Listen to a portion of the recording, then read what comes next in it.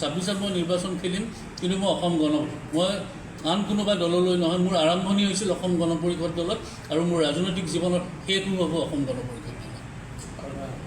আৰু মই যিহেতু নিৰ্বাচন খেলিম, সেই কথা মই দলৰ নেতৃত্বক জনাইছোঁ। আৰু মই ভাবোঁ যে দলৰ নেতৃত্ব এই ক্ষেত্ৰত এটা ইতিবাচক তেখেতসকলে ভূমিকা গ্ৰহণ কৰিব। আৰু মই ভাবোঁ যে আৰু মই নিৰ্বাচন খেলিম এই সিদ্ধান্তটো মই অকল মোৰ নিজৰ ভিতৰত মই সীমাবদ্ধ ৰখা নাই। এটা নিৰ্দিষ্ট ক্ষেত্ৰত মই সেইধৰণে কাম কৰিছোঁ, আগবাঢ়ি গৈছোঁ। আৰু মই ভাবোঁ যে মোৰ নিৰ্বাচন খেলাৰ যিটো প্ৰৱণতা, এই প্ৰৱণতা মই দলীয় শিষ্টাচাৰ আৰু অনুশাসন ৰক্ষা কৰিয়ে মই নিৰ্বাচনত অৱতীৰ্ণ হ'বলৈ আগবাঢ়িম। 26ত মই নিৰ্বাচন খেলিম, কিন্তু মই আন কোনোবা দললৈ নহয়। মোৰ আৰম্ভণি হৈছিল অসম গণ পৰিষদ দলত, আৰু মোৰ ৰাজনৈতিক জীৱনৰ শেষো হ'ব অসম গণ পৰিষদ দলত। আৰু মই যিহেতু নিৰ্বাচন খেলিম, সেই কথা মই দলৰ নেতৃত্বক জনাইছোঁ। আৰু মই ভাবোঁ যে দলৰ নেতৃত্ব এই ক্ষেত্ৰত এটা ইতিবাচক তেখেতসকলে ভূমিকা গ্ৰহণ কৰিব।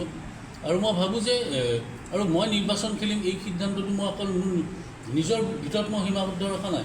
এটা নিৰ্দিষ্ট ক্ষেত্ৰত মই সেইধৰণে কাম কৰিছোঁ, আগবাঢ়ি গৈছোঁ। আৰু মই ভাবোঁ যে মোৰ নিৰ্বাচন খেলাৰ যিটো প্ৰৱণতা, এই প্ৰৱণতা মই দলীয় শিষ্টাচাৰ আৰু অনুশাসন ৰক্ষা কৰিয়ে মই নিৰ্বাচনত অৱতীৰ্ণ হ'বলৈ আগবাঢ়িম।